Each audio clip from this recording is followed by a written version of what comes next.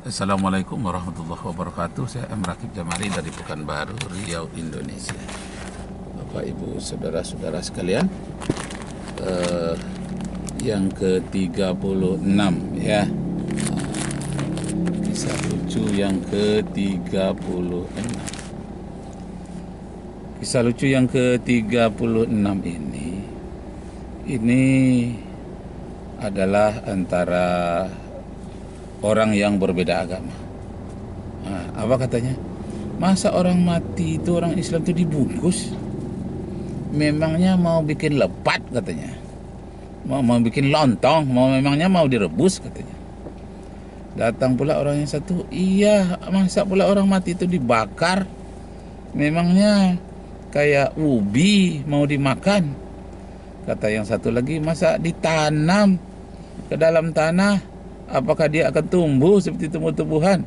Nah, saya dapat humor keagamaan seperti itu dari orang-orang yang berbeda agama. Dia tidak ada yang tersinggung, tetapi dia mendalami ilmu-ilmu psikologi bahwa dalam kehidupan di dunia ini tidak ada orang bisa berteman hanya Kristen dengan Kristen saja, Islam sama Islam saja, Hindu sama Hindu saja, tidak bisa.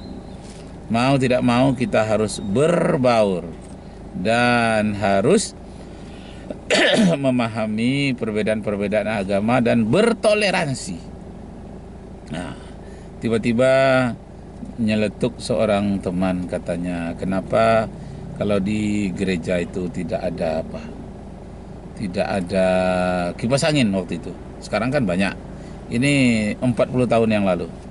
Nah, tidak ada kipas angin, nanti katanya itu patung Bunda Marianya nanti kedinginan. Nah, patung yang ada di palang salib juga kedinginan. Nanti dia akan menutup tangannya begini. Makanya tidak ada kipas angin waktu itu. Nah, itu humor mereka waktu itu saya masih remaja. Mereka yang menceritakan humor kisah-kisah lucu seperti itu. Ya umurnya 40 tahun, 50 tahun. Saya hanya nguping. Ya 40 tahun yang lalu ya, masih remaja. Nah, Bapak Ibu Saudara sekalian, yang menarik bagi saya kejadian-kejadian lucu seperti itu justru justru mendorong saya untuk memahami ilmu-ilmu perbandingan agama sampai hari ini. Maaf, minum dulu sebentar.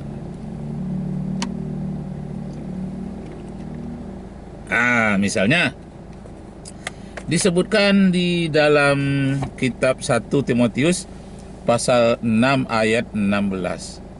Artinya, Tuhan itu bersemayam di dalam terang dan tak terhampiri. Tuhan itu tidak punya ruang. Jadi persyaratan untuk menjadi Tuhan itu harus bersemayam di dalam terang, kemudian tidak terhampiri dan tidak punya ruang. Nah, ini sesuai lah dengan konsep Al-Quran yang mengatakan Ar-Rahmanu 'alal arsy istawa. Allah itu menguasai aras. Jadi bukan dia bertengger di atas aras. Kalau dia bertengger di atas aras berarti dia punya ruang, dia punya tempat. Sesuatu yang mempunyai ruang, punya tempat, itu adalah kecil, bukan maha besar. Sedangkan Allah maha besar, tidak ada ruang yang mampu menampung dia, tidak ada tempat untuk dia istirahat. Kenapa? Karena dia adalah maha besar, maha agung, maha segala-galanya. Nah, jadi Bapak Ibu saudara-saudara sekalian,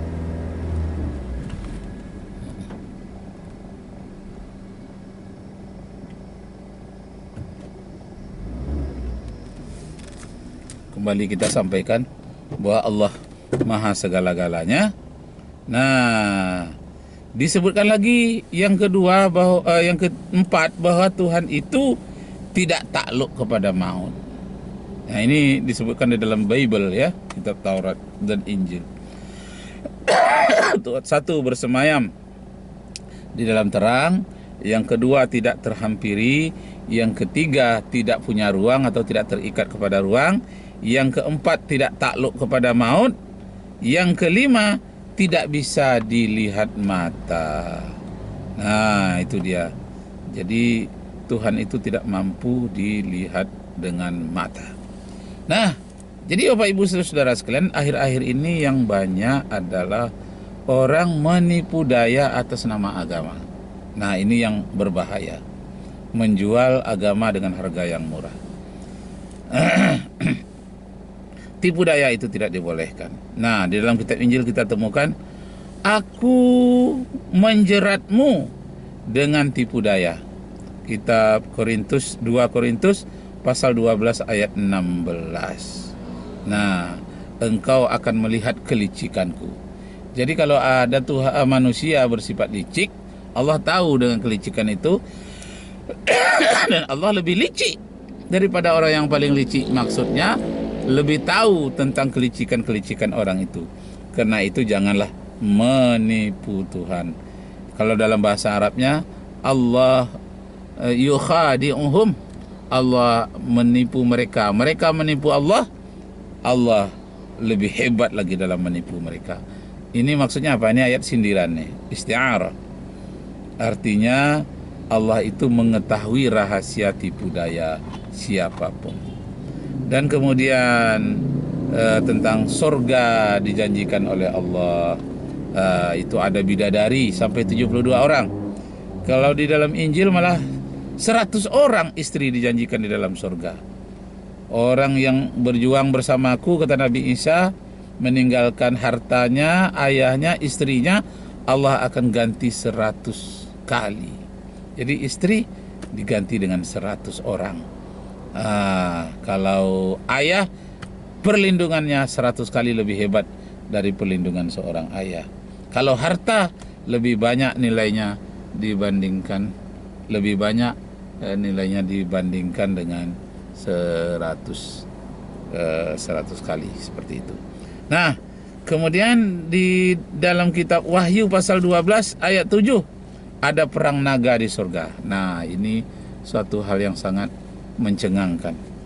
Ada perang naga di surga di dalam kitab Wahyu 12 ayat 7. Wahyu 12 ayat 7. Nanti kita sambung lagi. Wabillahi taufiq wal hidayah. Wassalamualaikum warahmatullahi wabarakatuh.